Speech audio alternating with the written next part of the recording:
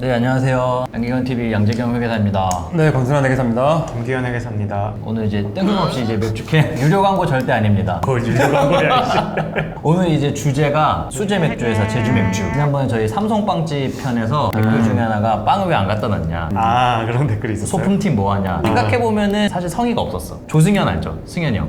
항상 주제마다 컨셉을 다 갖추고 와. 의상도 컨셉이 있어.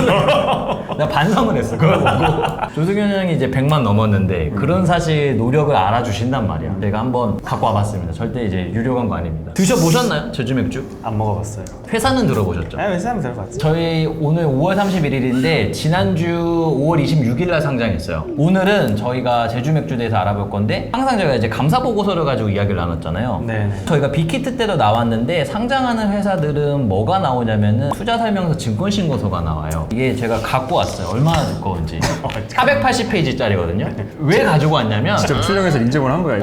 나는 실제로 난 다 읽었지. 여기 보면은. 이렇게 열심히 하는데 좀 도와주십시오. 띠지도 이렇게 붙이고.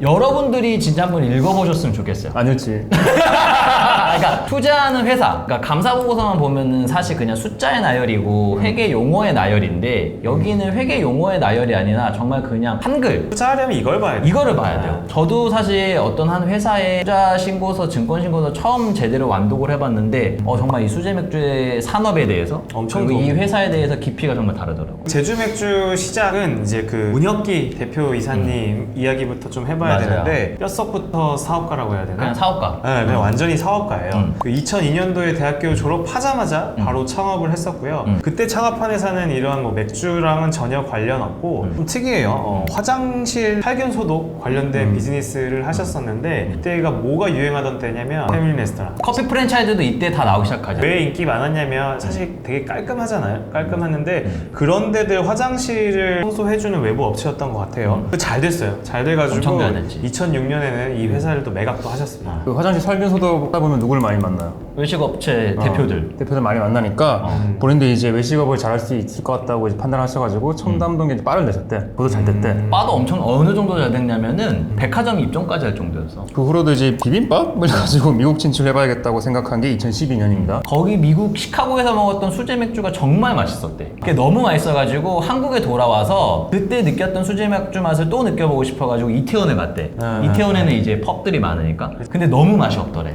그래서 이거를 내가 수제 맥주를 한번 해봐야겠다 라고 하고 2012년부터 2년 동안 미국을 돌아다니면서 수제 맥주 회사 양조장도 가서 시음도 해보고 수제 맥주 공부를 한 거네. 근데 그때 이제 결론을 얻은 게 뭐냐면은 미국 수제 맥주가 엄청 맛있는데 왜 이렇게 맛있는지 보니까 최소한 뭐 몇십 년 이상의 다 전통이 있었다는 거야. 맥주라는 게 되게 쉽게 만들 수 있는 게 아닌가 봐요. 이게 상당한 노하우가 필요하고 그래서 이 사람이 생각한 게 혼자 하면 안 되겠다. 미국에 있는 파트너사를 찾아야겠다. 찾은 회사가 브루클린 브루어리라는 뉴욕 1위 수제 맥주 회사예요. 그래서 2015년도에 제주 맥주 회사를 설립했는데 설립 당시부터 문혁기 대표이사랑 브루클린 브루어리랑 합자 회사 형식으로 브루클린 브루어리 입장에서는 아시아의 첫 자매 회사 진출을 한 겁니다. 되게 잘 생각했네요 이때. 주주를 보면요, 뭐 크게 세 분 정도로 있는 것 같아요. 뭐 이제 대주주만 보면 일단 최대 주주는 주식회사 MBH 홀딩스로 18% 소유하고 있고요. 그리고 스톤브리지라는 VC 벤처 캐피탈이 한 10%. 그리고 이제 문혁기 대표님의 아버지인 문성근 씨가 6% 정도. 특히 아버지가 6%. 효자네. 대표회사 지분이 없나요 그러면? 보니까 투자 설명서에 나와 있는 게 MBH 홀딩스 아까 18% 들고 최대 주주 있잖아요. 이 회사의 최대 주주가 이제 문혁기 대표이사. 그래서 이제 54% 정도 들고 있고 그리고 이 회사의 지분 11%를 또 아버지가 들고 있고 그러니까 부자가 합쳐서 한 66% 들고 있는데 이 MBH 홀딩스의 나머지 지분 한 30몇 프로를 이제 브루클린 브루어리가 들고 있을 것 같아요. 매출액도 한번 볼게요. 일단 제일 기본은 매출이니까 일단 15년도에 회사는 설립했고요. 매출이 처음 발생한 건 2017년도입니다. 처음 출시된 제품이 이제 제주 위트에일. 요게 제일 그 대표.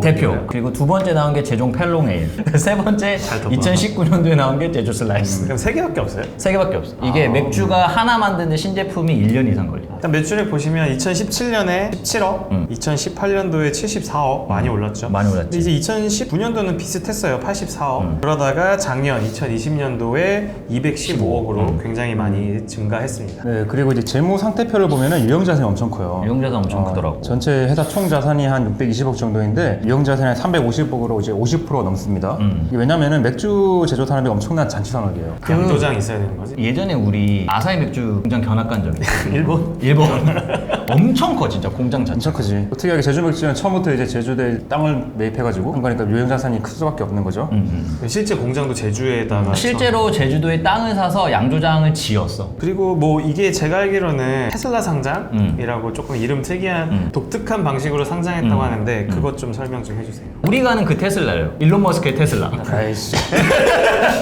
2010년도에 테슬라가 나스닥에 상장했는데 엄청난 적자 회사였어요. 근데 그때 상장은 사실 기본적으로 재무적인 요건들이 있어. 뭐 매출액이 어느 정도 돼야 된다든지 영업이익이 그리고 돼야 영업이익이 되고. 나와야 된다든지. 근데 이런 엄청난 적자 회사를 상장시켜 줬거든요. 근데 왜 상장시켜 줬냐면은 이 테슬라의 기업 가치만 놓고 보고 상장시켜 준 거예요. 미래가치. 현재는 돈을 못 벌지만 지금 시장에서 평가받는 기업 가치가 이렇게 크고 이 회사의 성장성이 보인다 라고 해서 시총 하나만 놓고 이제 상장을 시켜줬는데 시총 단독 요건을 쉽게 얘기해서 우리가 얘기할 때 아 이건 테슬라 상장이다 라고 이제 이야기를 하고 있습니다. 그 실제로 테슬라가 이제 2010년에 상장을 해가지고 그때 투자금을 엄청 받았죠. 그래서 기술 개발도 많이 하고 그래서 이제 지금이야 이제 전 세계 시총 한 5위 시총 정도 5위야? 세 개? 세 개. 5 정도 기업이고 말씀하신 것처럼 작년부터 이제 이익이 나오고 있고요. 그리고 참고로 2010년도에 들어가서 지금까지 들고 있었으면은 2만%의 수익이야.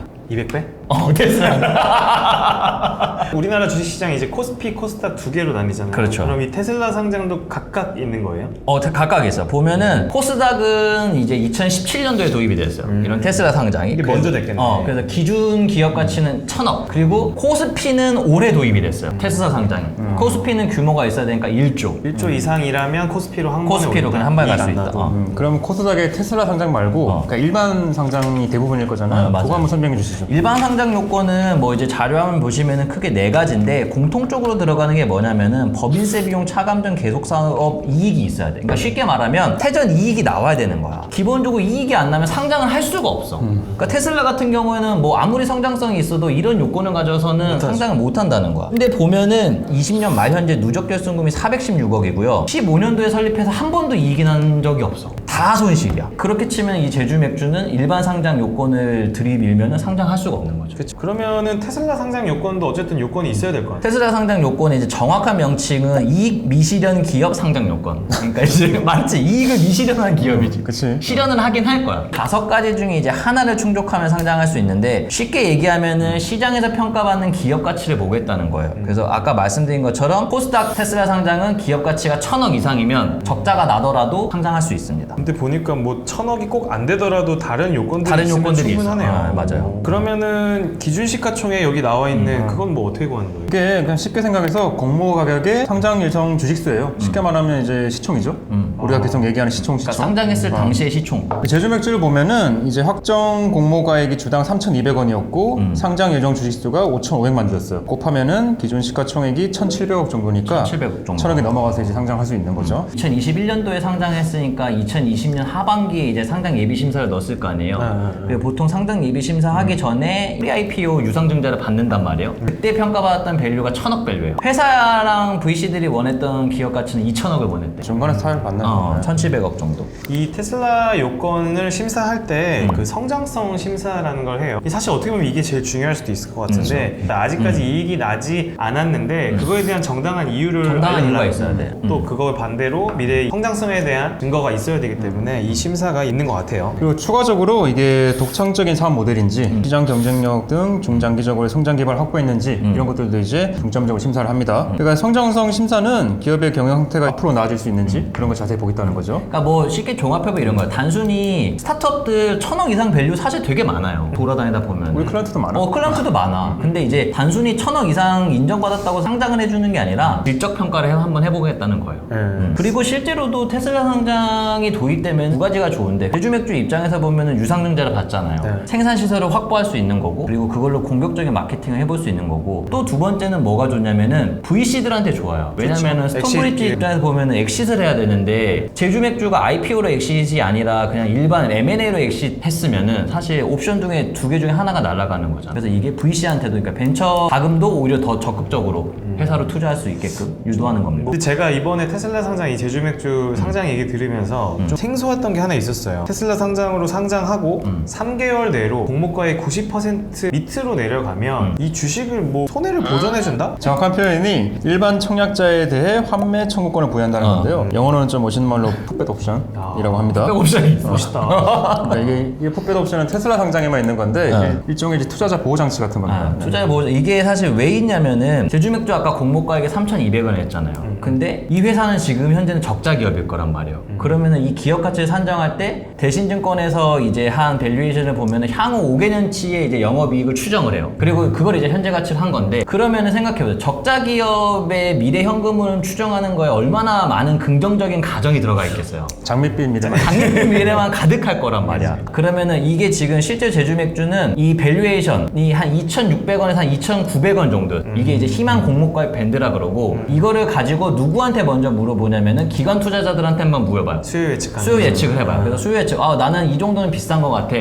이 정도는 싼 것 같아. 그게 나온 가격이 3,200원이에요. 근데 이거를 어쨌든 결국에는 누가 최종적으로 결정하냐면은 대신증권이랑 제주맥주가 결정하는 합의해서. 거예요. 합의해서. 어쨌든 모든 투자의 결과는 투자자의 몫인데 얘네들은 적자 기업이니까 상장 주관사 너네가 공모가액을 과도하게 높여서 손실이 발생하면 너네들이 책임져라. 이런 이제 의도가 있는 겁니다. 그 보안 장치가 있는 거야. 보안 장치가 이런 있어요. 거는 처음 들었어. 대신증권 니네가 평가했으니까 너네가 이 정도는 다 보장하고 가라. 보장하고 가라는 거야. 그래서 증권사들이 테슬라 상장하는 걸 살짝 꺼려한대. 그래서 이제 제주 맥주가 5월 26일 상장을 했는데 네. 지금 촬영일 현재 5월 31일 4,850원이에요. 어. 그러니까 뭐 좀 많이 오르긴 올랐죠. 3개월까지는 이제 옵션이 있으니까 옵션이니까. 8월 26일까지는 지켜봐야 돼요. 8월 26일까지는 지켜봐야 돼.